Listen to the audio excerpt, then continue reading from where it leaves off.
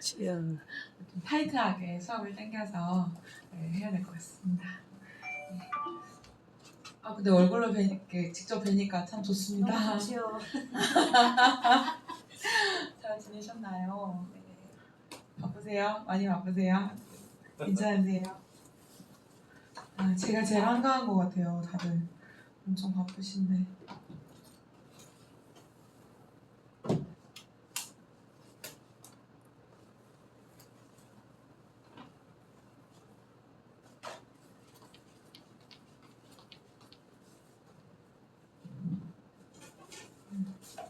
혹시 이 책 사신 분 계신가요? 사신 분 계세요? 가격이 생각보다 그쵸? 좀 나가죠, 그죠?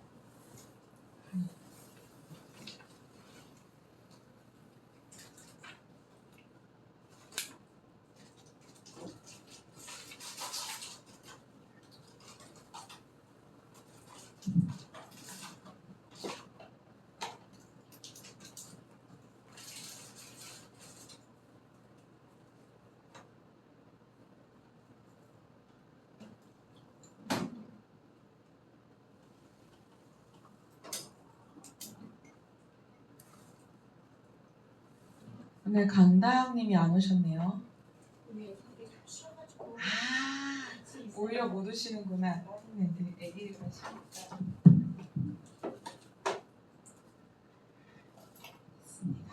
그러면 기도하고 수업 시작하도록 하겠습니다. 하나님 감사합니다. 우리가 하나님과 우리의 관계를 바로 함으로 인하여서 부모와 자녀 세대의 관계가 어떻게 이어지는지, 또 하나님께서 우리에게 어떠한 삶을 원하시는지, 비록 사람의 어떤 이론들을 우리가 가져서 이야기하는 것처럼 보일지 몰라도 하나님 그 안에서 하나님께서 우리에게 주시고자 하는 말씀의 기준들을 분명하게 같이 있는 것들을 우리가 나누고 배울 수 있도록 인도하여 주십시오. 사랑이 많으신 예수님 이름으로 기도하였습니다. 아멘. 오늘은요 조금 이론 한 가지에 대해서 우선 알아야 되는 게 있어요. 이 책을 가지고 나가긴 하지만 이 언약을 근거한 부모-자녀 관계에 대한 거를 이해하기 위해서는 오늘날 부모-자녀 관계를 이해할 때 어떤 이론을 가지고 접근하는가 이거를 알고 있을 때 좀 더 이해하기 쉽기 때문에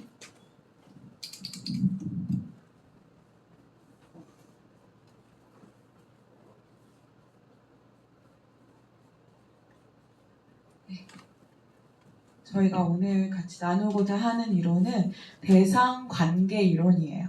대상관계 이론. 이거는 상담학이나 심리학이나 가정학을 다룰 때 기본적으로 가지고 가는 이론이라고 할 수 있어요. 프로이드가 심리학자였잖아요. 그 심리학자가 가지고 나온 관계학 안에서 기반을 가지고 오늘날까지 사용되어지고 있는 이 대상관계 이론은 어떤 사람과 그러니까 나와 함께 관계하는 어떤 대상 있잖아요.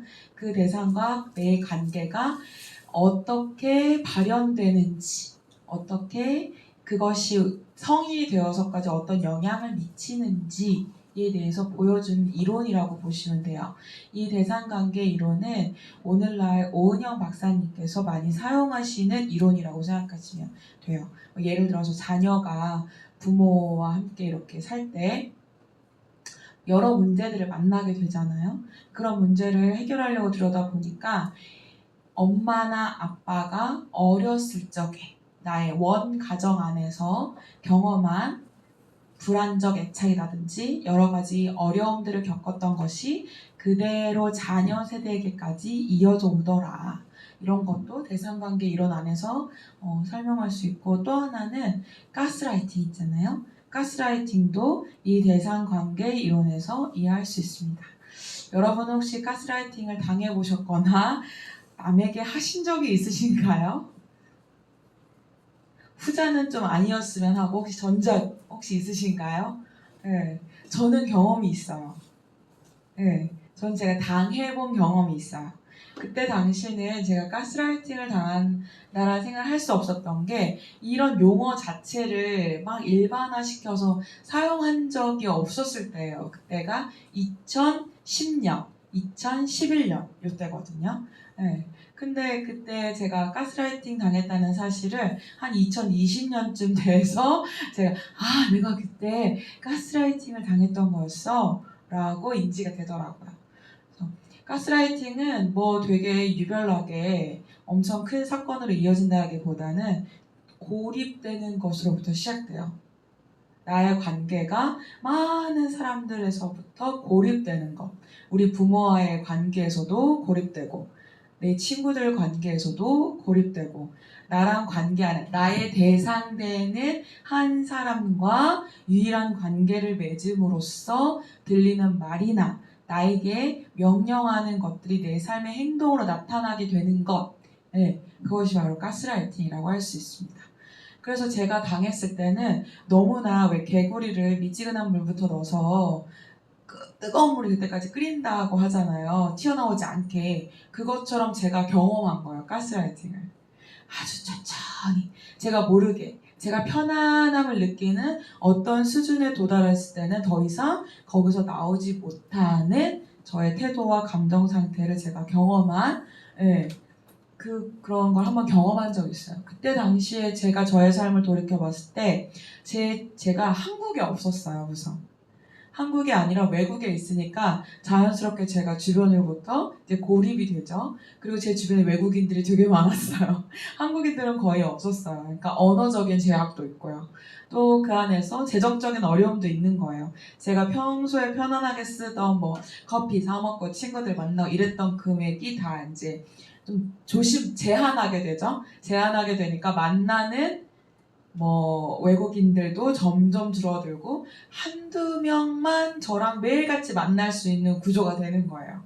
그러니까 그 사람들이 하는 모든 말들이 제가 제 삶의 행동에 굉장히 직접적으로 영향을 미친다는 것을 그때는 몰랐지만 10년이 지난 이후에 이런 단어가 막 이제 일반화되면서 그때 내 삶이 그랬구나. 왜냐하면 제가 거기에 한 1년 가까이 그걸 경험하고 나서 한국에 돌아왔는데요. 제가 그때 대인기피증이 그때 생겼었거든요. 근데 그때는 제가 그게 대인기피증인지 몰랐어요. 그런데 가스라이팅인지 인지하고 나서 그 다음에 내가 삶이 어땠지? 한국에 돌아와서 어땠지? 라고 보니까 제가 대인기피증도 있고 약간의 공황장애 비슷한 그런 것도 내가 있을 수 있겠구나 라는 생각을 한 거예요. 제가 이 이야기를 왜 길게 했냐면 이 대상관계 이론은 사실 우리의 교육학적인 개념 아래에서는 크게 영향을 주는 이론은 아니에요. 영향을 주는 이론은 아니지만 어디에 영향을 주냐면 상담학, 다시 얘기해서 가정사역에서 대상관계 이론을 굉장히 많이 사용하기 때문에 제가 말씀을 드리는 거예요. 지금 저희가 나누고 있는 과목은 상담학이나 어떤 가정사역이 아니라 뭐죠? 기독교 가정생활 교육이죠. 그렇죠? 저희가 하는 교육의 개념은 상담에서 말하고 있는 치료와 치유의 목적을 두고 하는 것이 아니라 예방의 목적을 둔다는 거예요. 그런데 교회라는 이 공동체가 가지고 있는 특징 중에 하나는 교육을 감당하기도 하지만 또 무엇을 감당하냐면 한 가정들의 회복을 도모해요. 가정이 회복되면 교회 구성원들이 대부분 가정으로 이루어져 있기 때문에 교회가 회복이 되죠. 그렇죠? 제가 지금 다니고 있는 교회는 정말 놀랍게도 모든 부부가 교회를 다 나옵니다. 네. 한쪽만 교회를 나오는 가정이 하나도 없어요. 그리고 자녀들 중에서도 부모 말을 거역하고 교회를 안 나오는 친구들이 한 명도 없어요. 놀라운 교회죠? 네. 모두가 교회를 나옵니다. 모두가 교회를 나와요. 그래서 가정생활 교육의 입장에서는 할 일이 되게 많을 수 있지만 가정사역이라는 개념 아래서 치유와 회복의 개념으로 접근하면 조금 어렵다라는 생각을 제가 한 적이 있어요. 목사님께서 제가 이런 공부를 했기 때문에 여기 안에서도 너가 할 것이 많을 거다라고 얘기를 하셨고, 그래서 제가 주일학교로 투입이 되었을 때 딱히 할 수 있는 것이 없다는 것을 발견했어요. 네. 왜냐면 교육적인 측면에서는 할 수 있죠. 그런데 목사님이 원하시는 거는 가정사역 개념이었어요. 그래서 가정사역 개념으로 자녀들의 상태, 부모와의 관계, 부부의 관계, 이걸 사용하거든요. 대상관계 이론으로서 나의 이 에고가, 내가 알지 못하는 이 자아가 느끼는 부모상, 또 나를 바라보는 상, 이런 거를 다 테스트했는데 너무 건강한 거예요, 아이들이. 다. 그래서 접근을 하기가 굉장히 어려웠습니다. 그런데 성인으로 가니까 문제가 보이는 거예요. 네. 그러니까 부모 세대가 내가 겪었던 일들을 자녀에게 주지 않기 위해서 그 일들을 열심히 했지만 나와 내 원 가정 사이에 있는 문제들을 접근하니까 거기서 문제점들이 나타나고, 그러다 보니까 아이들한테서 제가 보지 못했던 것들이 조금씩 보이더라고요. 네. 우리가 이 대상관계 이론은요, 말 그대로 관계가 되게 중요하잖아요. 그러면 이걸 쉽게 얘기하면 우리가 경험치라는 말을 써요. 그쵸? 경험치. 이 경험이 어떤 경험을 하고 살았냐에 따라서 내가 나를 어떻게 바라보는지가 결정이 돼요. 예를 들어서 제가 사과를 깎았어요. 사과를 깎는데 처음 깎은 날 손을 대차게 베었어요. 그러면 저는 사과를 내가 깎는 것은 상당히 위험한 일이구나 라고 제가 경험을 하잖아요. 그쵸? 경험을 해요. 그런데 그 다음에 또 사과를 깎아야 되는 상황이 왔어요.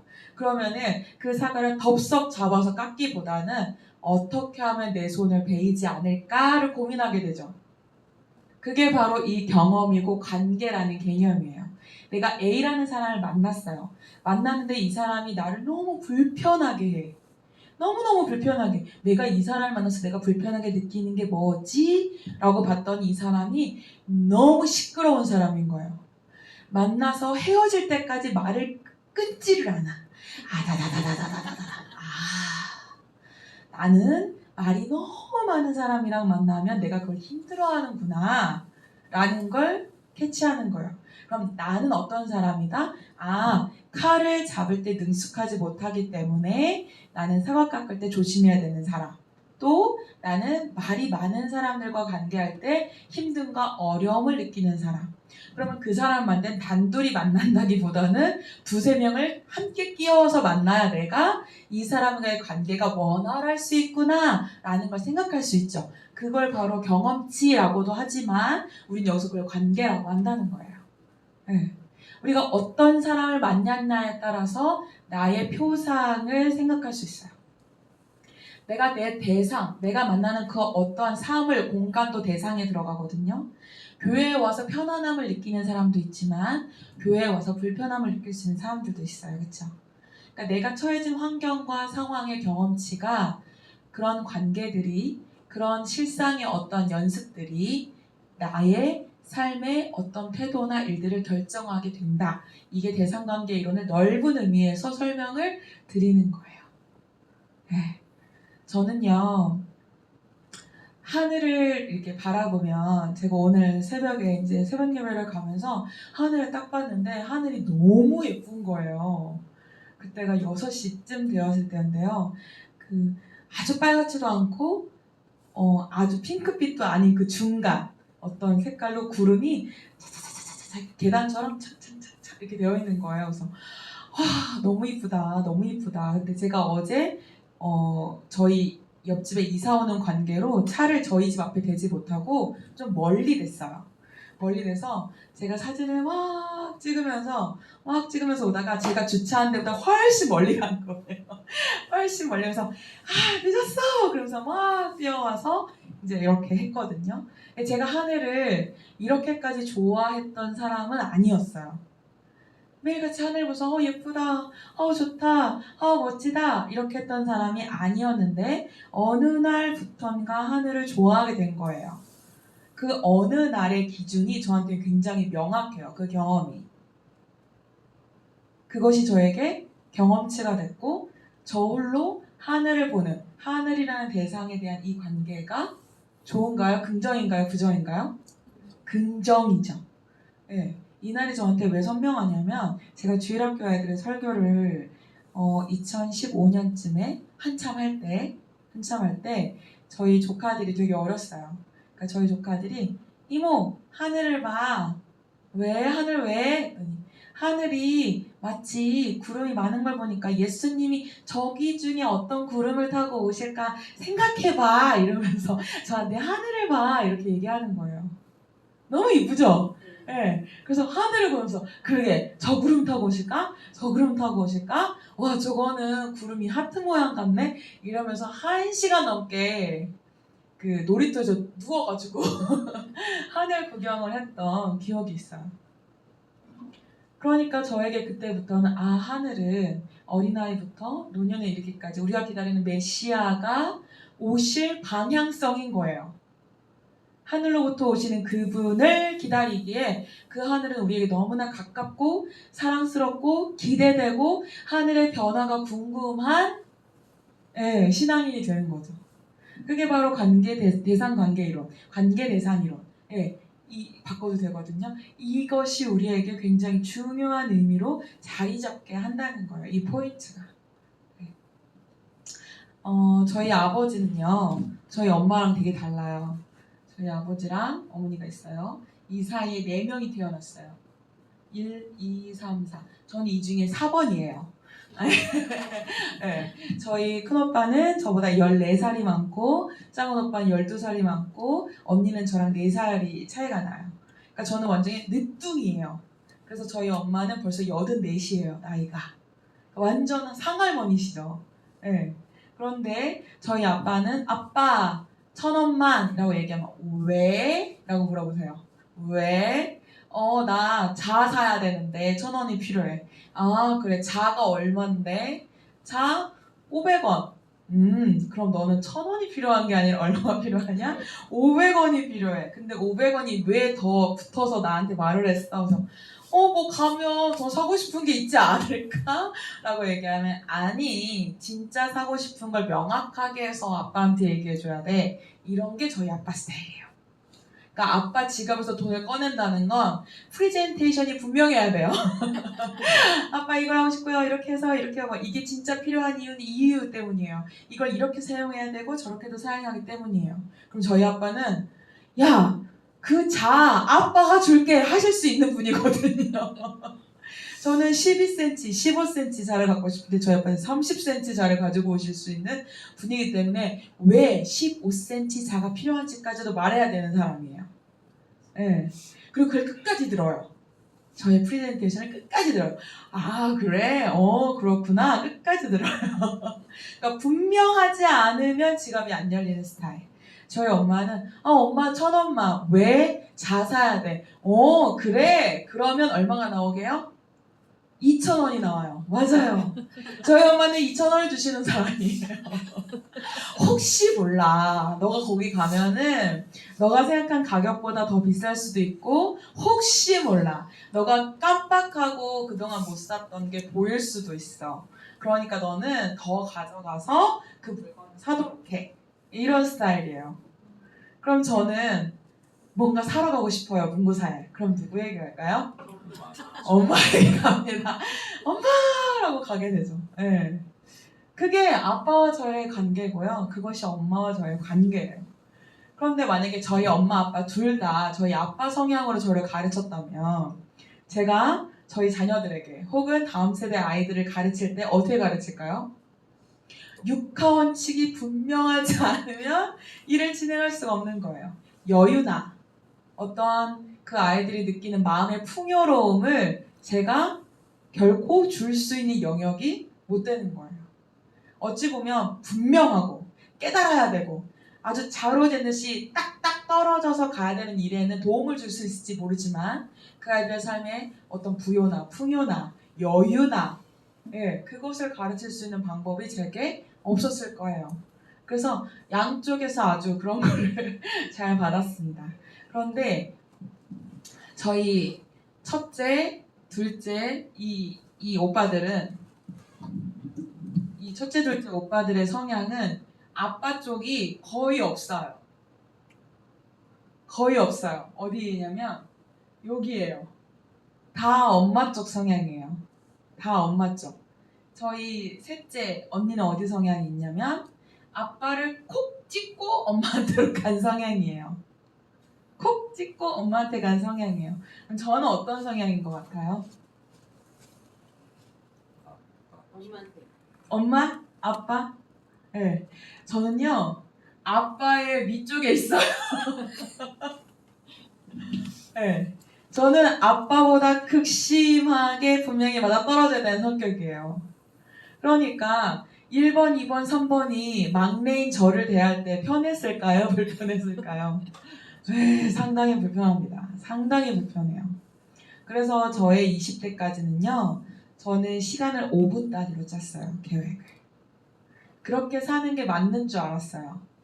그런데 20대 때 아버지가 돌아가시고 나서부터는 이제 그때 진짜 하나님을 만나게 되면서 저의 대상이 아버지로 세상을 바라봤던 저의 가치관, 세상을 판단하는 기준이 이제는 하나님으로부터 오는 것으로 세상을 보는 방식을 바꾸는 것을 20살부터 25살 그 사이에 피 터지게 가치관이 바뀌어지는 시간이 있었어요. 그러면서 제가 그 모든 것들을 다 깨고 하나님이 주시는 시간표 안에서 새롭게 사는 방법을 배웠어요. 제가 그 계획표도 많이 짜고 저는 다이어리가 이만큼 쌓여있거든요. 집에 가면. 열심히 쓰고 제 인생을 전 또 피드백을 열심히 해요. 아, 너 지난주에 정말 너 10개 중에 5개도 못했어. 이러면서 막 이렇게 피드백한 것도 있고 근데 그게 연수가 지나면서 꽤나 잘 살았다. 너는 오늘도 회개했고 너는 오늘도 감사한 것들을 일기를 썼고 그러니까 피드백이 달라지더라고요. 네. 그러면서 저의 대상관계 이론에 변화가 생긴 거죠. 제 인생에 관한 이론이 변화하기 시작하는 거예요. 여기서 긍정적인 것을 우리가 캐치할 수 있어야 돼요. 우리가 비록 우리의 기준과 우리의 선택과 우리의 원가정 안에서 나의 이 무의식 속에서 박혀져 버린 관계 안의 어려움들로 인한 삶의 방식이 있을지라도 변할 수 있다 없다? 변할 수 있다. 네.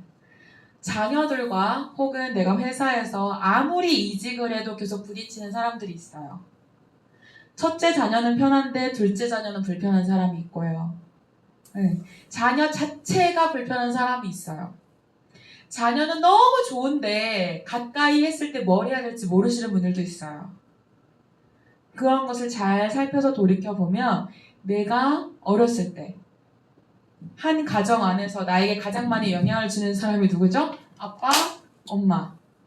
이 원 가정에서 나에게 영향을 주는 아빠보다는 사실 엄마가 더 영향을 많이 주죠. 왜냐하면 뱃속에서부터 아이를 가지고 은정아 어쩌고 자녀와 대화를 했던 시간들이 있기 때문에 저 원가정에서 나의 삶을 돌이켜보면 내가 왜 회사에서 계속 어려움이 있지? 내가 왜 자녀들과 계속 어려움이 있지? 그거를 발견할 수 있습니다. 네, 그걸 발견할 수 있어요. 사람들이요, 저를 고등학교 1학년 때인가? 1학년 때 한 3주 정도 저를 왕따를 시켜봤대요. 저는 그걸 졸업하고 한참 있다가 알았거든요. 전 제가 왕따를 당하는 줄을 몰랐어요. 저를 왕따를 시켰대요, 친구들이. 저는 외국어 고등학교를 나왔기 때문에 3년간 같은 반이에요. 그러니까 그 아이들한테 왕따를 당한다는 거는 3년이 괴롭다는 뜻이거든요. 근데 얘네가 작정하고 저를 이제 왕따를 시킨 거예요, 3주간. 왕따를 시켰는데 제가 모르더래요. 제가 몰라서 왕따를 시키는 입장에서 너무 화가 나더래요. 쟤는 왜 모를까? 쟤는 모를까? 근데 나중에 제가 한번 생각해봤어요. 내가 왜 그걸 몰랐을까? 내가 왕따를 당하고 있다는 것을 왜 몰랐을까? 첫 번째 이유는 저희 집은요, 다 바쁜 사람들이 있는 곳이었어요. 다 바빠요. 다 바쁘니까 내가 혼자 결정해야 될 일들이 많았어요. 저 스스로. 그러니까 친구들한테 가가지고 야, 너 이럴 때 어떻게 했어? 저럴 때 어떻게 했어? 나 힘들어. 너도 힘들지? 이런 게 아니라 이렇구나. 이렇게 해야겠구나. 아, 저렇구나. 저렇게 해야겠구나. 이게 어렵지가 않은 사람이었던 거예요. 그래서 내가 또 왜 그랬을까라고 생각해봤어요. 근데 교회에 오면 저희 부모님이 그 전도사님들을 많이 데려다가 2, 30명 같이 살았다고 했잖아요. 교회만 가면 사랑을 무지 많이 받아요. 그러니까 부족함을 못 느끼는 거예요, 제가. 교회만 가면 저희 또래 친구들이 다 와서 놀고 다 같이 놀고 막 드럼 치고 피아노 치고 막 깔깔깔거리고 놀고 막 이러니까 제가 그 3주가 아니 원래 뭐 학교 처음 가면 낯설고 다들 그렇지 뭐 이러고서 제가 넘긴 거예요. 예. 우리가 살아가면서 우리의 삶의 여러 가지 방향으로 우리에게 도전하는 많은 일들을 처리할 때에 가장 크게 작용하는 게 무엇이냐면 내가 평소에 어릴 때부터 삶을 어떻게 처리해왔는지가 성인이 돼서도 그대로 이어져요. 그대로. 나에게 어려움이 왔을 때 반응하는 방식. 잘 생각해 보세요. 나의 자녀가 나랑 아주 극명하게 다른 방식을 선택하는지 아니면 나랑 비슷한 방식을 선택하는지 아니면 진짜 안 닮았으면 좋겠는 그 방식을 매일 선택하는지 보시면 극명한 그 모습들이 보여지는 자매, 형제들이 있어요. 자녀들 중에. 왜냐하면 그 방식을 선택하고 저도 20살까지 배웠다고 했잖아요. 아빠의 그 방식을. 네. 그것이 우리에게 계속 남게 되어 있습니다. 이 대상관계 이론은요, 프로이드의 정신분석 이론을 기본으로 가지고 가요. 에고, 우리의 그 내면, 자아, 거기가 굉장히 많이 우리의 모든 삶을 좌지우지한다라고 하는 이 정신분석학을 기준해요. 여러분 그거 아세요? 예전에 극장에서 코카콜라 광고를 사람들이 인식하지 못하는 굉장히 빠른 속도로 지나가게 코카콜라 광고를 한 10분간을 보여준대요. 그러니까 다른 광고가 계속 나오고 있어요. 뭐 여행사 광고, 무슨 광고 나오는데 그 뒤에다가 코카콜라 광고를 우리가 인지하지 못하는 무의식만 캐치할 수 있는 속도로 계속 보여주는 거예요. 그러면 코카콜라 매출이 급증했을까요? 안 급증했을까요? 네, 30% 가까이 급증한대요. 그러니까 우리 무의식이 계속 이렇게 오는 거예요. 코카콜라는 맛있고 코카콜라는 우리에게 즐거움을 주고 그 타사에 탁 쏠 때 너무너무 시원하고 이거를 계속 우리도 모르게 계속 그거를 주니까 암시처럼 우리가 받는 거예요. 그러니까 나가면서 코카콜라를 사갖고 집에 가는 거죠. 딱 마셔서 진짜 시원해. 나머지 70%는 뭐 저처럼 콜라를 전혀 안 먹는 사람이었거나 아니면 이미 콜라를 마셨거나 뭐 여러 가지 이유가 있겠죠. 그런데 10명 중에 3명이 그 일로 인해서 코카콜라를 샀다는 것은 엄청나게 큰 실험에 좋은 성과를 이룬 거예요. 그래서 그게 법적으로 금지가 됐어요. 실제로. 그게 왜 금지가 됐냐면 만약에 예를 들어서 우리가 극장에 영화를 보러 갔어요. 영화를 보러 갔는데 북한을 따르라라는 내용을 뒤에 숨겨서 계속 보여줬다고 생각해보세요. 그렇게 되면 어떻게 되죠?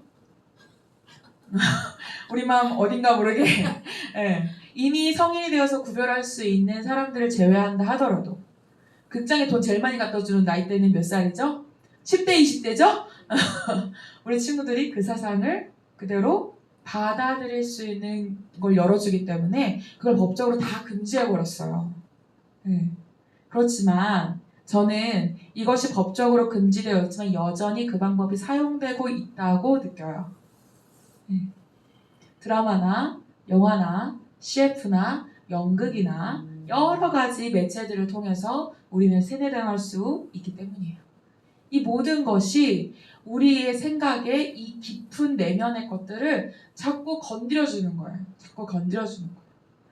그 스티븐 잡스 이런 사람들, 자기가 정말 좋다라고 말하는 이런 아이폰 만든 사람들, 자녀들에게 절대 이런 거 안 사주죠? 네. 왜 안 사주죠? 미디어 노출 최대한 늦게 하는. 네, 미디어 노출 최대한 늦게 하려고. 정확하게 얘기하면요, 살아가는 방식을 배우게 하기 위해서예요. 네, 충격적이죠? 이걸 가지고 있으면 우리는 어려운 문제가 우리에게 넘실넘실 될 때 그것을 해결하고자 하는 지구력이요, 사라져요. 마이크가 안 나옵니다.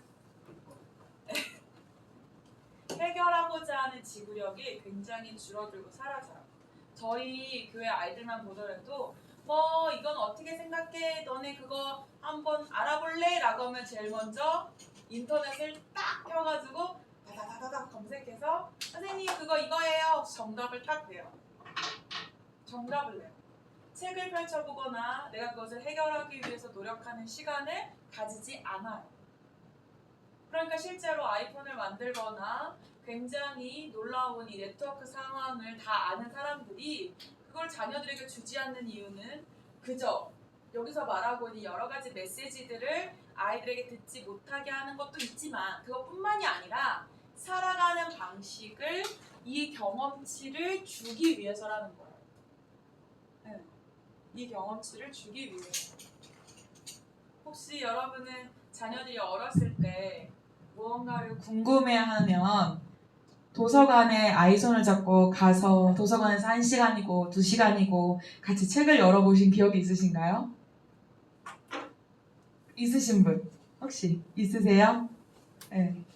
우리 앞에 계신 우리 아직 아기가 어리니까 그런 경험이 있으세요? 도서관에서 1시간이고 2시간이고 이 아이가 궁금해하는 것을 찾아주려고 시간을 보내신 경험이? 저는 없고 네. 엄마가 와, 네. 저희 엄마는 저한테 그런 경험을 주시진 못했어요. 그런데 그런 경험을 누가 주셨냐면 저희 아빠가 주셨어요. 저희 아빠는 학자 스타일이거든요. 학자 스타일이니까 뭘 궁금해하면 책을 이렇게 갖다 줘요. 겁나 두꺼운 책 있잖아요. 그런 책을 또 갖다 줘요. 찾아봐. 제가 뭘 궁금해하면 저한테 사다 주시길 제일 즐거웠던 게 사전이에요. 영어 사전, 독일어 사전, 일본어 사전, 한자 사전, 사전을 그렇게 사다 줘. 그러면서 궁금해? 찾아봐. 아니 그냥 아빠가 가르쳐주면 되잖아. 저희 아버지는 저한테 신문을 강제로 읽히셨거든요. 어릴 때. 그래서 저는 신문을 4, 5살부터 봤어요. 강제로 신문을 읽히는 거예요. 모르는 데다 형광펜으로 색을 칠해. 색을 칠하고 한자 사전을 갖다 주는 거예요. 말을 해주면 너무 좋은데 한자 사전을 갖다 줘요. 제가 그렇게 배웠던 흔적이 지금도 기억이 남아요. 그때 배운 한자가 지금 수준이에요. 더 이상 성인이 돼서는 네이버 한자가 너무 좋더라고요. 바로바로 이렇게 찾을 수가 있고. 네. 그러니까 우리가 어떤 경험을 하고 살았는가, 어떤 대상을 갖고 있었는가, 어떤 공간에서 어떤 사람들과 어떤 일들을 해왔는가가 우리의 삶의 경험치를 확대시켜주고 그것이 내가 세상을 살아가는 방법으로 자리한다는 거예요. 네. 그렇기 때문에 부모 자녀 간의 이 양육의 문제에 있어서 이 이론이 우리에게 주는 함의는 내가 살아온 경험치가 정답이 되는 순간 우리의 자녀와의 관계는 틀어질 수밖에 없다. 라는 결론을 주는 거예요. 네. 또 우리의 자녀가 경험한 수많은 경험들 중에 옳고 그름의 기준을 분명하게 제시해주지 않으면 나의 이념과 자녀의 이념이 부딪히기 때문에 그리스도의 온전한 복음을 전하기가 어렵다. 이 결론을 여러분에게 드리기 위해서 이 관계 이론을 이렇게 길게 설명을 했습니다. 이 이론에서 말하는 인간관이 있어요. 인간은 도대체 뭔가?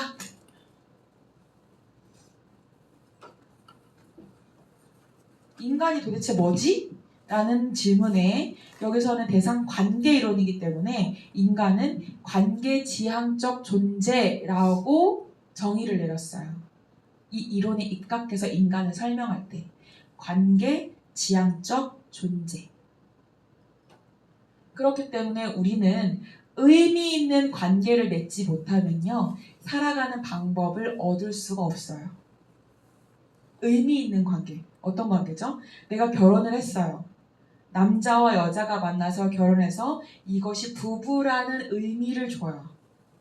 그러면 남자 입장에서, 남편의 입장에서 이 가정에서 위치와 역할이 있어요. 그렇죠? 또 아내도 그 부부라는 관계 안에서 위치와 역할이 있어요. 그것을 서로 찾아주는 관계로 발전해가는 거예요. 부부란 어떻게 살아야 되는지를 그 관계를 발전해가는 거예요. 자꾸 제 얘기를 하게 되는데 저희 신랑이 저보다 연하예요. 많이 연하예요. 그런데 저를 너무너무 사랑해서 확 구애를 해가지고 웃으시네? 진짠데? 네, 저는 막 아니라고 했는데 우리 남편께서 저를 너무 사랑해 주셔가지고 결혼을 했어요. 그런데 그때 당시에 저는 남편을 그렇게 사랑하지 않았어요. 지금은 알고 계세요. 저희 남편도 알고 계세요. 네. 네, 사실입니다. 상처도 많이 받으셨어요. 네. 그러니까 남편을 어떻게 사랑해야 될지 제가 잘 감이 오지 않았어요.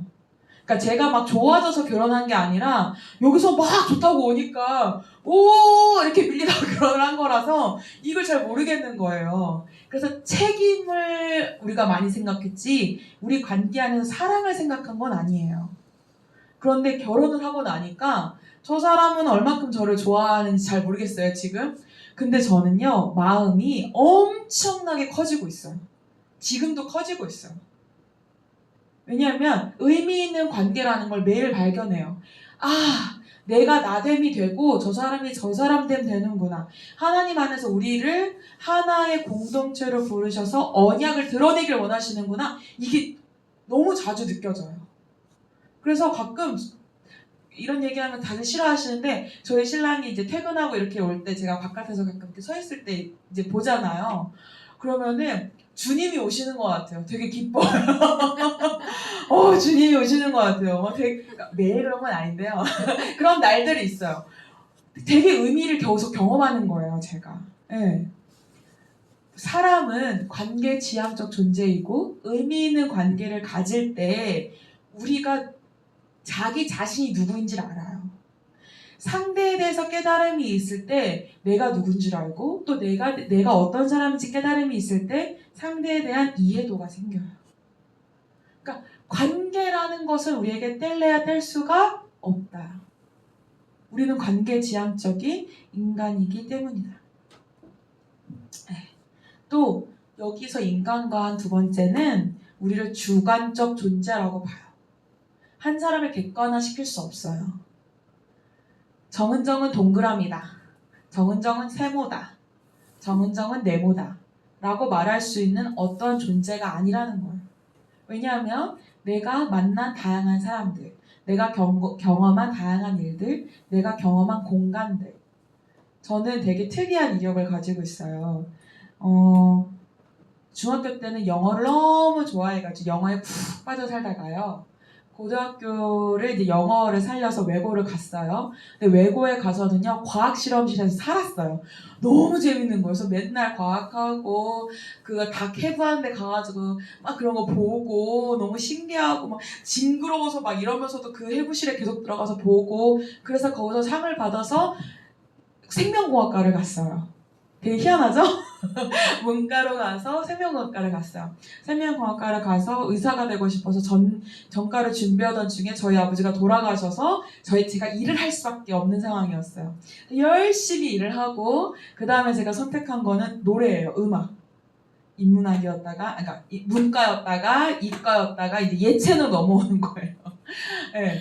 이제 음악을 하기 시작하고 그 음악하기 전에 제가 뮤지컬도 하고 연극 극단에도 가고 정신없죠? 제가 막 그렇게 살았답니다. 그렇게 살고 결국에는 무슨 공부를 했죠? 제가 가정생활 교육사라는 이상한 또 다른 영역의 공부를 또 하게 된 거예요. 네. 신학 쪽이죠, 이쪽은. 네.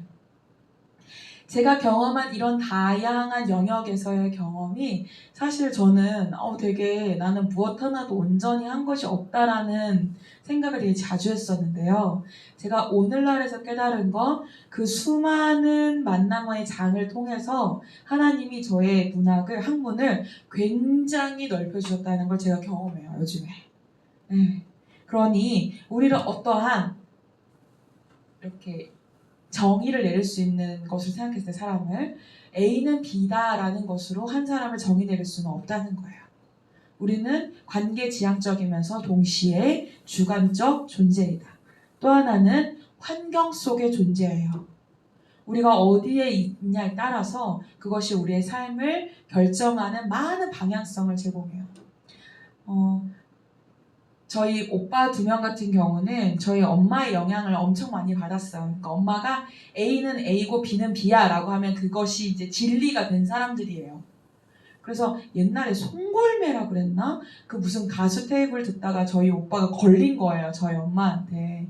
저희 엄마는 A는 A고 B는 B라는 그런 부분에서 엄청 강하시거든요. 그러니까 어떻게 해야 돼요? 저희 엄마 생각으로는? 망치로 두들겨 부셔야 되죠? 네, 저희 엄마가 이 얘기를 들으면 되게 당황하시는데 그걸 막 부셨어요. 그러니까 그 다음부터 저희 오빠들은 가요를 들으면 안 된다. 그냥 안 된다가 아니라 절대. 이거는 하늘이 두 쪽 나는 일이다가 된 거예요. 그러니까 절대 안 되는 일이 된 거예요. 근데 저는 그러니까 저희 언니도 그렇고 저도 그렇고 서울에 가서도 살아보고 여러 지역에서 살아봤어요. 저희 언니는 또 음악을 했어요. 음악 전공을 했거든요. 그러니까 다양한 음악을 원래 들어야 되는 사람. 그리고 저는 그때 당시 음악을 전공하진 않았지만 뮤지컬을 했어요. 뮤지컬을 하니까 여러 가지 음악을 접하게 되고 듣게 되고 부르게 되잖아요. 그러니까 왜 저렇게 답답하게 살지? 이해하지 못하고 저는 팝송을 아기 때부터 귀에다가 꽂고 들었어요. 영어를 모르잖아요. 그러니까 영어를 한글말로 다 받아 적어가지고 뭐 지금 조혜련 아줌마가 부르는 것처럼 되게 이상한 영어 발음을 가지고 지금 불렀어요. 근데 그때 불렀던 그 영어 가사와 그 멜로디와 리듬이 저의 음악에 영향을 주어서요. 제가 작곡한 노래들이 거기에 영향을 받았어요. 실제로. 장르나 이런 부분에서. 그러니까 우리가 어떤 환경에 내몰려지느냐, 어떤 상황에서 살아가게 되느냐에 따라서 많은 다른 삶을 살도록 하게 된다는 거예요. 또 제가 제 삶에서 되게 큰 영향을 받았다고 생각하는 분들이 있는데요. 무대 장치 만드시는 분들. 한테 저는 인생을 많이 배웠다고 생각해요. 근데 그분들이 무대 장치를 하다 보면 밤을 새고 극단에 올라가는 해도 다 만들어야 되고 달도 만들어야 되고 계단 다 제작해야 되고 이러잖아요. 저는 그분들하고 되게 친하게 지내고 싶은 마음이 어릴 때 있었어요. 제 고등학교 때. 왜냐면 저희 아버지가 건축 일을 하셨었기 때문에 제가 그런 거에 관심이 좀 있었어요. 쫓아다니면서 이런 것도 보고 저런 것도 보고 그러니까 아저씨들이 제가 이제 귀여우니까 얘야 인생은 말이다 이러면서 망치질을 하다가 막걸리 한 잔 마시고 저한테 얘기해 주시고 또 망치질 하다가 막걸리 한 잔 마시고 얘기하고 얘야 또 이렇게 얘기를 하세요. 너네 아빠 직업은 뭐니? 아 저희 아빠요? 저희 아빠 지금은 목사님인데 옛날에는 이렇게 목수였어요. 이렇게 망치질 했었어요. 아 그렇지 내가 예수님도 망치질 했다는 건 알아 막 이러면서 저한테 막 이렇게 얘기를 해주세요. 그래서 인생 얘기도 막 해주시고 그때 그 얘기들이 다 기억나진 않지만 산다는 것이 꼭 매일이 재밌고 즐겁고 좋은 일들이 일어나는 것이 인생이 아니라 우여곡절이 있지만 내가 좋은 걸 선택하는 그게 진짜 인생이구나를 아저씨들한테 배웠어요. 그 아저씨들한테. 그 아저씨 진짜 힘들게 사시거든요. 맨날 나무 그 톱밥에 막 이렇게 지금이야 좋은 기계가 많지만 그때는 그렇지 않았거든요. 그러니까 아저씨들 맨날 밤새고 막 이렇게 하고 여기 다 영광의 상처들이 있어요. 베이고 긁힌 상처들이 막 있는데 그런 분들하고 밤새면서 얘기 듣고 그랬던 게 저한테 엄청나게 자양분이 되었어요. 이렇듯 이 대상관계 이론 안에서 보는 인간은 내가 어디에 처해 있는가 그 환경이 많은 것을 가르쳐주고 있다는 거예요. 우리가 여기저기서 만나는 우리 다음 세대 아이들을 봤을 때 별로 상처받지 않고 항상 해맑게 자라는 그런 아이들도 있는가 하면 인생 자체가 우울하고 암울하고 뭔가 좋은 것을 경험해보지 못한 것 같은 아이들도 있고 또 어떤 아이들은 저는 20대 때는 잘 몰랐는데 근데 30이 넘어서 그 아이들의 심리를 이제 볼 수 있게 됐거든요, 눈이. 어떤 아이들은 질문을 하면 눈물이 맺히더라고요. 그런 아이들 본 적 있으세요? 이름이 뭐야? 그러면 울어요. 눈물이 맺혀요. 너는 꿈이 뭐야? 그럼 눈물이 맺혀요. 그래서 나는 얘가 왜 나는 그냥 이름이 뭐야 정도 이렇게 가벼운 얘기를 했는데 얘는 왜 눈물이 맺히지? 왜 무슨 일이 있었나? 왜 그래? 너 안 좋은 일이 있었어? 그러면 계속 입은 웃어요. 하는데 계속 울어요. 결국 눈물을 흘려요. 제가 20대 때 그런 친구를 만나면은 쟤 좀 이상해. 제가 이렇게 생각했었는데 이제 제가 이제 그런 경험들이 쌓이고 또 공부를 하면서 이제 깨닫게 된 거죠. 어른과의 관계 안에서 한 번도 편안함을 경험해보지 못한 거예요. 내가 바른 대답을 하지 못하면 바로 욕이 날라오거나 바로 물건이 날라오거나 바로 되게 근엄하고 무서운 어른의 얼굴을 마주했던 거예요. 똑바로 말해 라든지 너 그게 네가 할 소리야? 이런 말을 자주 들었던 아이는 그냥 자기 이름은 옳고 그름이 아니라 그냥 이름이잖아요. 정은정이요. 이 말하는 것 자체가 그냥 두려운 거예요. 그러니까 눈물이 그냥 이렇게 맺히는 거예요. 이 아이가 어릴 때부터 어른들과의 대화 안에서 편안함, 용납됨 이거를 경험해보지 못했구나. 이거를 제가 깨닫고 나서부터는 그렇게 우는 친구들이 있으면 결코 얼굴을 보고 질문하지 않아요. 옆에 서서 질문해요. 옆에. 넌 이름이 뭐야? 이렇게 걸어가면서. 그러면 그 애들은 대답을 하거든요. 대답을 해요. 그러니까 우리가 처해 있는 환경과 상황과 여러 가지 일들이 우리의 삶을 어떻게 살아야 될지 결정시키기도 하는데 여기에서 제일 중요한 게 뭐다? 내가 나를 어떻게 정의하느냐가 결정되는 거예요. 나는 어른하고 대화하는 걸 싫어해. 무서워해. 그러니까 난 피해야 돼. 이렇게 정의한다거나 나는 자주 실수하지만 결국에는 해낼 수 있어. 내가 저번에도 해봤거든. 이렇게 자기 효능감을 계속 경험한 친구들은 나의 가능성을 높이 평가하는 자기 표상이 생겨요. 그렇지만 그런 표상이 굉장히 어그러져 있거나 제대로 세팅이 되어 있지 않더라도 우리는 새로운 관계를 맺음으로 인해서 변화할 수 있다. 이것이 가정사역 안에 이 툴로 가지고 들어가는 거예요. 가정사역을 할 때 A라는 가정에 갔어요. 갔더니 아빠가 호랑이 아빠고 엄마는 항상 아이들을 보호하는 엄마고 자녀들은 아빠와의 그 애증과 분노와 이런 게 막 있어요. 그런 가정에 갔을 때 이 구도를 보고 상담을 각자 해서 지금 이렇게 가정 안의 관계도가 이렇구나. 지금 대화하는 방식이 이렇구나. 라는 걸 체크한 다음에 교육이 들어가는 거예요. 그럼 어떻게 대화할 수 있을까? 어떻게 자기 표현을 하는데 어렵지 않게 할 수 있을까? 여러분 아버지 학교 혹시 가본 적 있으세요? 아버지 학교 들어보신 적은 있으세요? 없으세요? 오늘의 교회에서 많이 하는 건데요. 아버지 학교에 가시면요. 아버지인 나도 아버지가 처음이었다. 뭐 이런 얘기를 처음에 많이 하세요. 그래서 내가 실수투성인 것은 자연스러운 것이다. 그러면서 그 한 사람, 나라는 사람이 누구인지 나의 표상이 어떠한지를 점검하게 해요. 여기서 상당히 많은 아버지들이 웁니다. 네, 많이 울어요. 왜 울까요? 내가 이제까지 왜곡된 표상으로 자기를 바라봤던 시간들이 엄청 기신 분들이 있어요. 특히 50대, 60대 자녀들이랑 이제는 나는 일하느라 관계가 다 끊어졌어요. 그러니까 이제서 회복하고 싶은 거예요. 말년이 되니까. 65세 되면 은퇴하고 난 집에 있게 되고 우리 와이프는 보니까 친구들도 무지 많아. 근데 나의 자녀들도 나랑 너무 서먹서먹해. 자기 엄마랑 여행도 가고 막 다 해도 엄마 없이 나랑 자녀랑 둘이는 여행을 죽었다 못 가. 이런 집 있거든요. 그러니까 이런 분들이 나의 노년에 우리 가정을 회복시킬 거야. 그래서 그런 데로 오세요. 아버지 학교로 오세요. 또 딸들이 아빠를 거기다 넣기도 해요. 제발 아빠 가봐 한번. 그래서 넣기도 해요. 가면 자기의 표상을 점검해요. 표상을 점검해요. 그런데 아내가 바라보는 남편의 표상이 또 있어요. 우리 남편은 책임감이 강해. 우리 남편은 뭐든지 하는 사람이야. 그런데 남편 마음속에서는 나는 이 하루하루가 버티기가 너무 힘들어. 숨차. 이렇게 자기 표상을 갖고 있다고 생각해 보세요.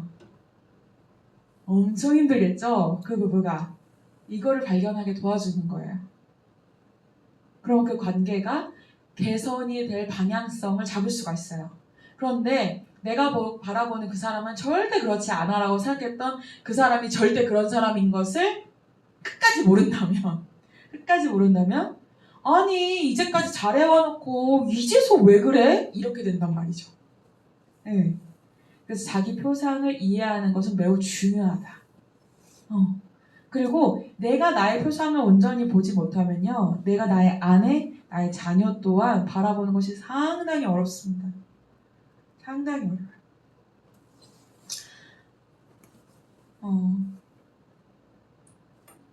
우리가 관계지향적 존재라고 방금 인간관을 그렇게 설명했잖아요.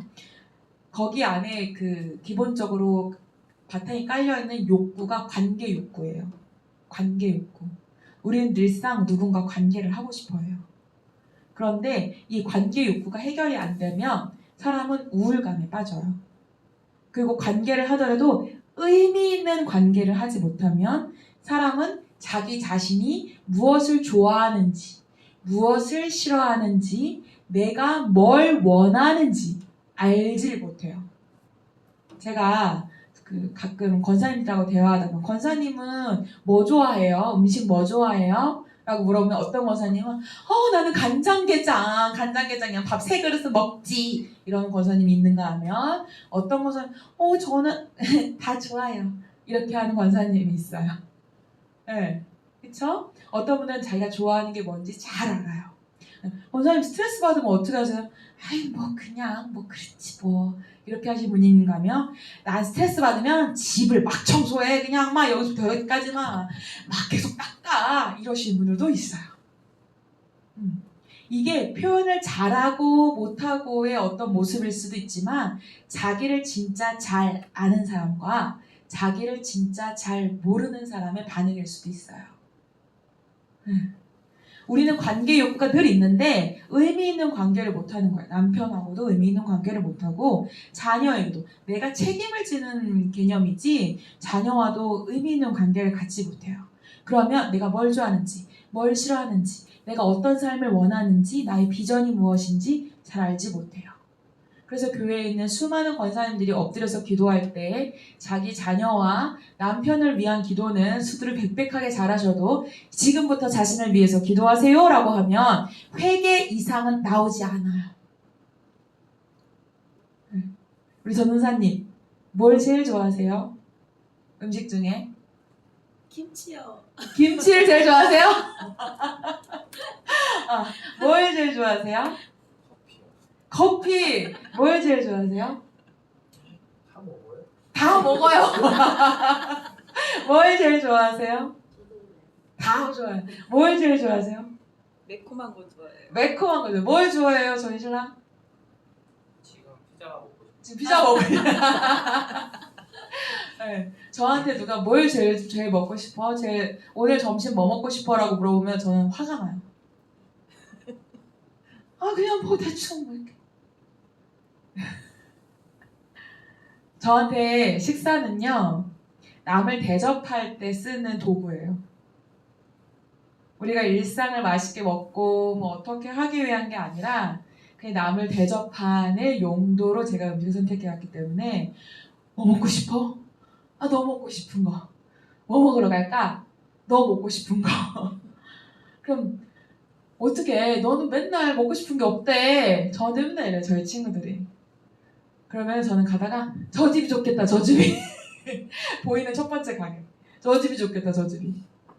이렇게 말할 정도로 그렇게 먹는 것에 대해서 엄청 중요하게 여기지 않았어요. 저 혼자 살 때는 아침, 점심, 저녁 메뉴가 한 달 동안에 거의 바뀌지 않아요. 제가 그렇게 살았어요. 너무 이상하죠?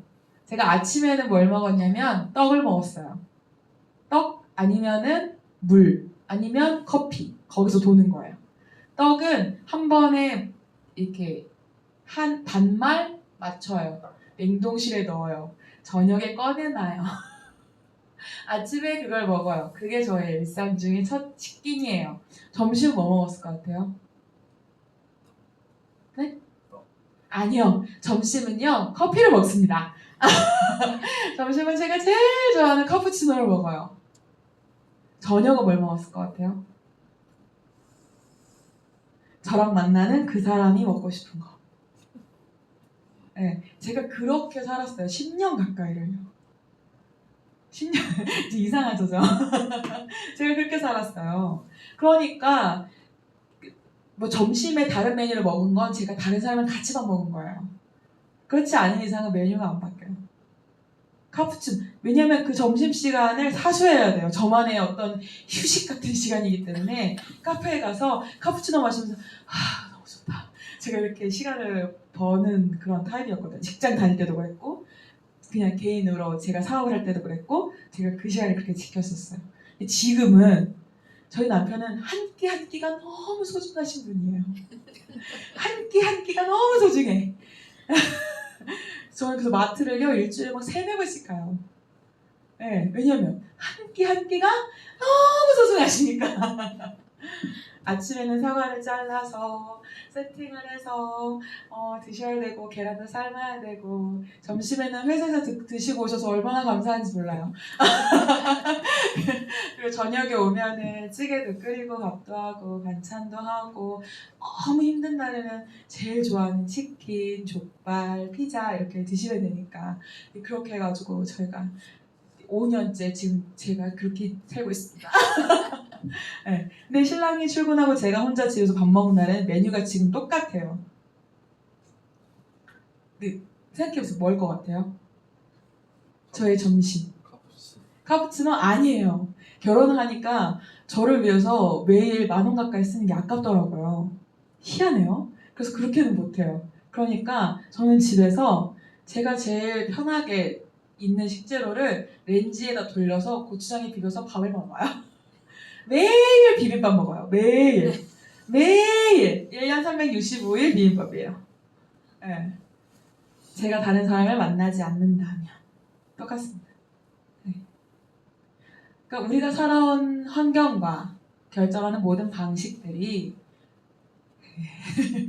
정답이 있고 없고라고는 말할 수 없지만 관계 안에서는 찾아야 될 답이 있거든요. 우리가 환경 안에서 산다라는 이유를 우리가 가만 생각해보면 환경에서 산다는 걸 뒤집어 얘기하면 그 환경과 조화롭게 살아야 그 환경이 유지되는 거잖아요. 그러니까 부부라는 것도 환경이라고 본다면 장이라고 본다면 이것을 유지하려면 우리의 관계 안에서의 정답이 필요하다는 거예요. 어떤 답. 부모 자녀 안에서도 어떤 답. 내가 사회생활을 할 때도 내 옆자리, 내 데스크 옆에서 일하는 사람들, 그 사람들과의 어떤 적정 수준의 답을 가지고 살아가야 한다는 거예요. 이 답은 어떻게? 내가 누구인지 찾아볼 수 있을 때 그것을 가져갈 수 있어요. 제가 예전에 저를 굉장히 미워했던 어떤 자매가 있어요. 근데 그 자매가 저를 너무 미워했다가 저를 또 너무 좋아해요. 이걸 막 반복해요. 월요일 미워하고 수요일쯤 되면 또 너무 좋아하고 막 이래요. 그래서 이해가 안 되는 거예요. 얘가 나한테 왜 이러지? 나 너무 힘들다. 너무 힘들다라고 봤는데 왜 월요일이 왜 싫었냐면 제가 금토일은 다른 지역으로 갔었고 이제 서울에 월요일날 가서 그 친구랑 다시 일을 해야 되는 그런 상황이었어요. 그때 시즌이. 그러면은 금토일을 제가 연락을 안 해요. 저는 저의 지금의 일상이 바쁘기 때문에 사역도 해야 되고 교회 가서 이제 엄마 하실 일도 도와야 되고 많잖아요, 뭐가. 그러니까 열심히 살다가 그렇다고 지도 또 교회 안 다니는 것도 아닌데 그리고 월요일날 딱 만나면 저한테 너무 서운한 거예요. 연락 한 번 하지 않는 내가 너무 서운한 거예요.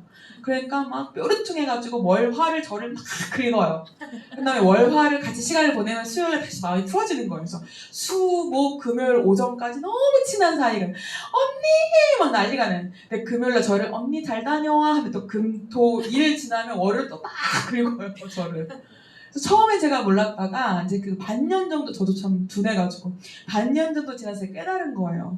그래서 금요일날 한 번 전화하고 토요일날 한 번 전화하고 일요일날 한 번 전화하고 월요일날 봤더니 언니 이러면서 저를 막 엄청나게 저를 막 너무 사랑해주는 거예요. 저를. 네. 그래서 제가 그 자매랑 1년 동안 아주 편안하게 그 이후의 1년을 아주 편안하게 일했던 경험이 있습니다. 우리가 살아가는 데 있어서 그 환경, 내게 주어진 어떠한 관계, 이 모든 것들은 이것이 남이 봤을 땐 정답이 아닐 수 있지만 우리 둘 사이에는 답을 도출해낼 수 있다. 그걸 가지고 우리는 가정사역에 접근하는 거예요. 그걸 가지고 기독교 가정생활 교육으로 접근하는 거예요. 예방을 위한 교육을 한다면 제가 지금 여러분에게 하는 것처럼 우리는 이렇게 환경 속에서 관계 지향적이고 관계를 요구하는 사람들이다 라는 것을 교육함으로 인해서 인지하게 하는 것이 기독교 가정생활 교육. 가정사역은 인지가 됐어? 그럼 그 사람들이 데리고 와가지고 아 너랑 아빠랑 이런 관계, 엄마랑 이런 관계 그렇구나. 그러면 어떻게 대화하는지를 나한테 말해줄 수 있어? 잘 들어보고 상담해보고 하나님 말씀을 적용해서 다른 답을 제안해주는 게 가정사역이라고 하는 거죠. 네. 어떤 분들은 가정사역을 이런 관계 이론을 전혀 무시한 채로 사역하시는 분들도 있어요. 그렇다 보니까 교회 나오지 않는 것에만 집중해서 사역을 하는 거예요. 관계와 상관이 없이 그냥 너가 하나님 앞에서 무릎 꿇고 너의 가정이 회복되어지기를 기도만 하면 될 것을 이러면서 그 죄성, 그 회개해야 될 어떤 거리들이 그 사람에게 고의가 돼가지고 딱 걸어요. 그걸 가지고 가정사역을 끌고 가시는 분들도 있어요. 어떤 죄성을 가지고. 근데 이거는 조금 저는 폭력적이라고 생각해요. 이러한 가정사역을. 제가 생각했을 때는 그렇게 하는 것은 그 사람과 가정 안에 있는 관계의 답을 돌출할 수 있는 기회를 앗아가는 거거든요. 그래서 우리는 이 가정사역을 어떤 한 가정에 이렇게 하려고 할 때 가장 유념해 둬야 될 것은 이 가정을 유지할 수 있게 하는 나의 사역이. 이 가정이 하나님의 말씀으로 유지하도록 돕는 사역인가를 계속적으로 고민하면서 접근해야 돼요. 부부간의 문제로 갈등을 겪고 있는 사람들이 있다면 이 둘 사이의 답을 도출하기 위한 그러니까 정은정의 답, 저희 신랑의 오요셉인데 오요셉의 답을 가지고 싸우는 게 아니라 둘 관계 안에서의 답을 도출할 수 있도록 하는 사역인가를 고민해 봐야 된다는 거예요.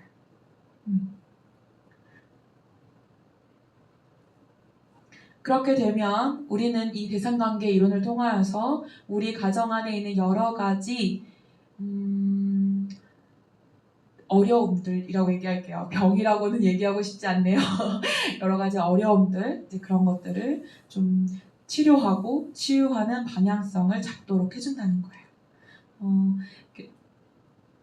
사랑한다는 말 자주 하세요?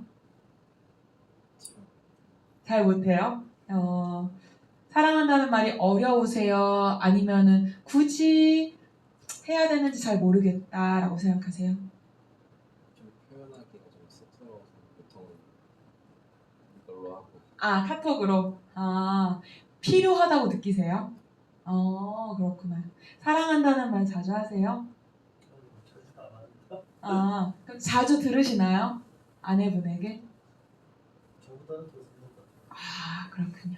어떠세요? 사랑한다는 말 자주 하세요? 자주는 안 해보세요. 자주 하시는 편이에요. 어떠세요? 여기서 제일 신혼이시잖아요. 어떠세요? 표현을 하면 저는 반대말을 하는 것 같아요. 사랑합니다 얘기하면 저는 감사합니다 말은 잘 못하더라고요. 잘 똑같은 말이 안 나오고. 사랑해. 고마워. 이렇게 하시는 거예요? 사랑한다는 말씀 자주 하세요? 어쩌다 한 번씩. 사랑한다라는 말이 왜 어려우신 것 같아요? 그게 쑥스럽다고. 쑥스러워요? 사랑해라고 하면 막 오그라들어요? 가정의 영향인 것 같아요. 부모님 가정의 영향. 아, 가정의 영향 그런 게 없다 치더라도 지금 마음이 표현을 하고 싶은데 이제 굳이 이제 이렇게 얘기를 하기보다는 이제 좀 돌려서 하는 게 좀 편해요. 그러면 하지 마 이런 말은 하기 어떠세요? 예전엔 되게 많이 했었는데 이제 아이가 생기고 나서는 하지 말아야겠다고 이제 제가 좀 스스로 강박관념을 좀 가지고 안 하는 편이에요. 안 하는 표현, 안 하는 표현. 하지 마, 거기까지, 그만 이런 말 어떠세요? 하시기에? 자주 합니다. 자주. 미안해라는 말은 어떠세요? 그것도 좀 원래 아예 못했었는데 어, 이제 좀 하려고 노력은 하는데 10번 중에 한 2번은 하는 편이에요. 10번 중에 2번, 뒤집어지길 축복합니다. 미안해라는 말은 어떠세요? 자주 하는 것 같진 않아요. 하시긴 하시지만, 예. 네 덕분에 내가 잘 사는 것 같아. 참 고마워. 이런 말은요. 요 근래는 좀 많이 하는 것 같아요. 고마워. 이런 말은. 비슷한 것 같아요. 네. 아까도 얘기하셨지만 원가정에서 잘 못 들어봤을 수도 있습니다. 그렇죠? 그런데 저희가 크리스찬이잖아요. 기독교인이에요. 그렇죠? 교회 안에서 가장 많이 가르치는 언어 중에 하나가 감사합니다. 사랑합니다. 죄송합니다. 고맙습니다. 맞나요? 네, 교회 안에서는 어떠세요? 그런 말이? 오히려 더 쉬워요. 더 쉽죠? 어떠세요? 하는 것 같은데. 잘하는 것 같아요? 왜일까요? 환경이 우리를 그렇게 몰고 가기 때문이에요. 네, 그 114 전화해 보셨어요? 114 사랑합니다 고객님 바로 나오죠? 네. 왜 사랑합니다 고객님이라고 할까요? 좀 말문을 열어주려고. 말문을 열어주려고. 아닙니다. 대본이에요, 대본. 텔레마케터의 기본이죠. 인사말은 정해진 대로만 하게 되어 있어요. 정말 진상인 고객이 있어도 사랑합니다 고객님 이렇게라도 해야 돼요. 대본이에요, 대본. 네, 제가 오늘 꿀팁을 드리려고 하는 거예요. 내가 아내를 사랑하는 것은 대본과 같은 거예요. 대본과 같은 거예요. 아내를 보면 여보 사랑해 하고 가는 게 대본처럼 나와야 돼요. 내 인생에 박혀있는 대본처럼. 그렇게 되면 대본이 실제가 돼요. 네. 우리가 교회 안에서는 이게 공식적인 자리라 오히려 더 불편할 수 있는 그 얘기를 집에서 단둘이 있을 때 왜는 안 될까? 네. 간권하여서 목사님이나 앞에 선자들이 간권할 때는 용기를 내잖아요. 사랑해 이렇게 하잖아요. 고마워 이렇게 얘기를 하게 되는데 왜 그것이 안 될까? 우리의 환경을 바꾸셔야 돼요. 사랑합니다라는 말이 익숙한 환경으로. 네, 미안하다라는 말이 익숙한 환경. 밥 줘라는 말이랑 사랑해라는 말이 편하게 나와야 돼요. 똑같이. 싫어 이 말이랑 고마워 이 말이랑 똑같아야 돼요. 같은 레벨 수준에서 나올 수 있어야 돼요. 그래야 나의 표상과 상대 표상의 그 중간 어딘가의 잡을 찾아가는 게 쉬워져요. 말은 힘이 있어요. 여인의 마음을 여는 것이 그렇게 어렵지 않습니다. 네. 우리 둘 사이에 답을 얻어가면 자녀들의 회복은 따라오는 일인 경우가 훨씬 많아요. 훨씬 많아요. 그래서 우리의 이 관계 이론을 우리의 가정에 가지고 왔을 때 이렇게 말하고 싶어요. 우리는 선지자요, 왕이요, 제사장인 것을 서로에게 깨닫게 해주는 존재가 되어야 한다. 네.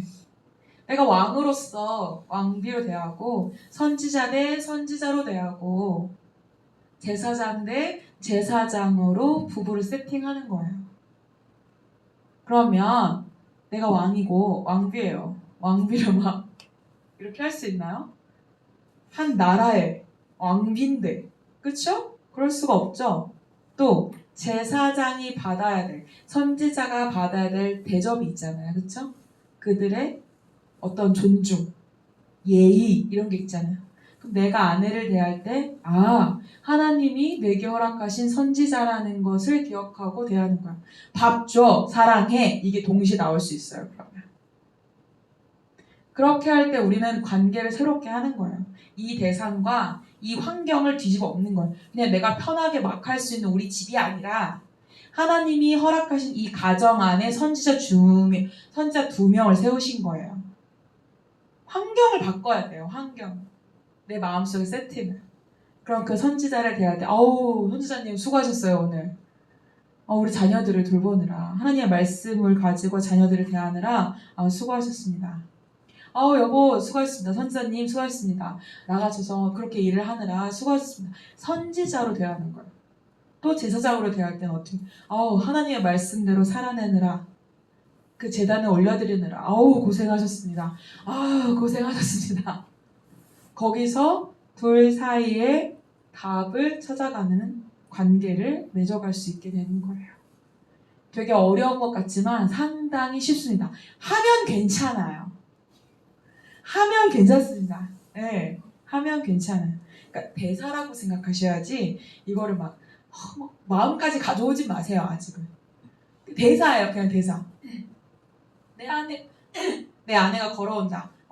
내 아내 이름은 오늘부터 사랑해야. 이렇게 생각을 하고 사랑해 이렇게 대사가 돼서 여인의 마음을 여시고 여인도 그대로 반응할 것입니다. 웃자고 얘기한 게 아니라 진짜를 얘기한 거예요. 제가. 네. 사물, 장소, 생각, 환상 이 모든 것이 대상이 되고요. 특히 특별 대상이 바로 인간이에요. 인간. 환경도 바꿨고 사물도 새롭게 했고 여러 가지 생각이나 내가 갖고 있는 환상들을 새롭게 세팅할지언정 내가 진짜 주체로 맞이하고 있는 인간에 대해서 내가 온전한 관계를 맺지 못하면 답을 찾아가기가 굉장히 어렵다. 답을 찾기 어려우면 결국에는 나도 알지 못하고 그도 알지 못하기 때문에 관계가 틀어지게 되는 거예요.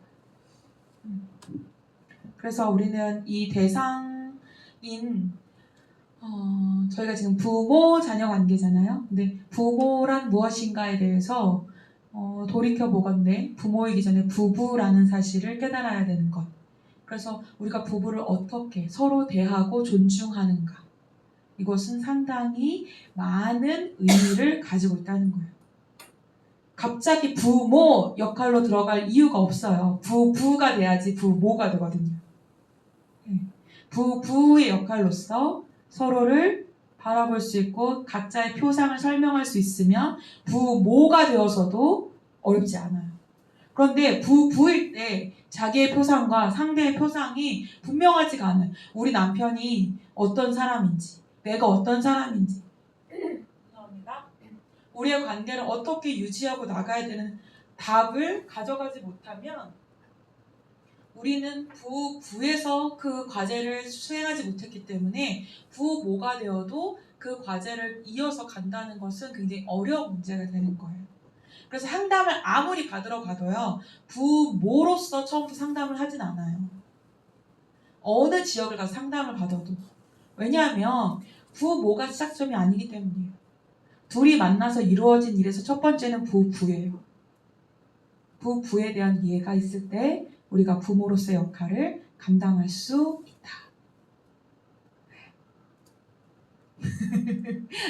질문 여기까지한테 질문 있으실까요? 이해가 어려우시진 않죠? 네, 어려우시진 않죠. 적용하는 게 힘들 뿐이에요. 그쵸? 적용하는 게 힘들 뿐. 그래서 제가 일부러 저희 가정 얘기를 막 오픈하는 거예요. 저희 남편은요, 굉장히 부드럽고 착한 사람이에요. 근데 저는 제 역할이 되게 분명하고 제가 생각한 것들을 추진하는 걸 되게 좋아하고 즐거워하는 사람이에요. 근데 하나님이 이 판을 뒤집어 엎으려고 저를 집에만 두셨어요. 집에만. 선제돼야 될 것을 가르쳐 주시기 위해서 남편이 머리 되고 아내가 그 머리 안에서 살아야 되는 거, 남편이 책임을 가질 수 있도록 하나님이 레슨하실 동안에 내가 참아야 되는 것, 또 남편도 저를 참아야 되잖아요. 불같은 나를 참아야 되잖아요. 그런 과정들을 또 이렇게 보내게 하시고 계시거든요.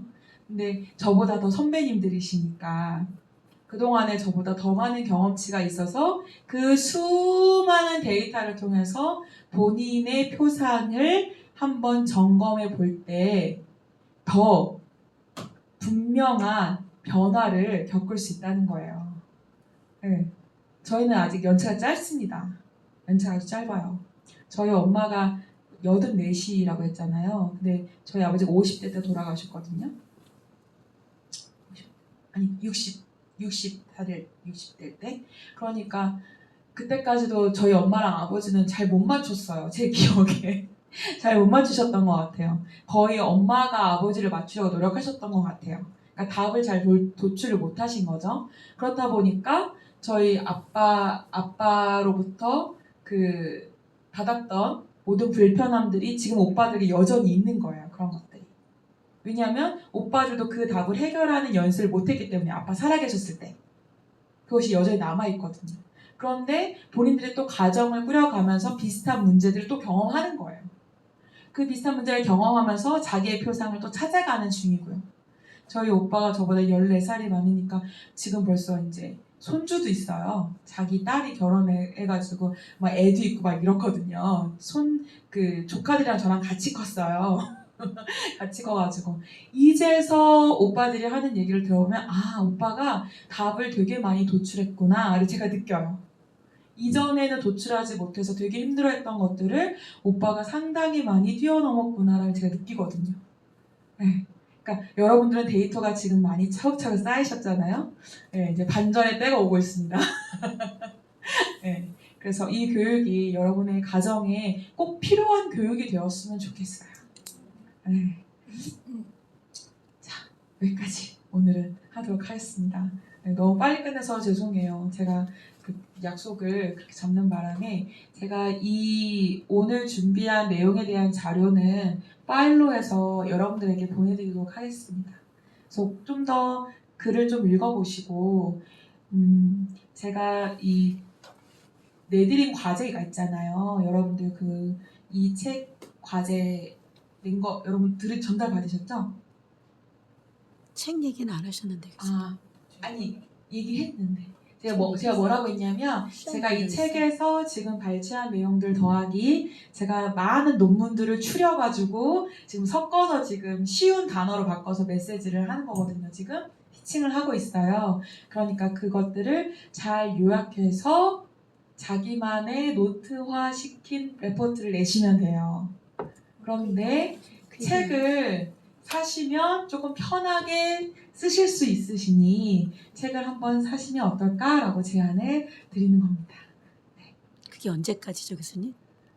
마지막 때 시험 마지막 시험 볼 때. 네. 제가 기간 아주 길게 아주 길게 드립니다. 네. 그 중간에 강의 내용을 정리하라고 그런 얘기 들었고요. 그게 그거예요. 네, 중간 때까지 내신 중간 좀 더 길게 드릴까요? 네. 네, 알겠습니다. 네, 기말 때 내세요.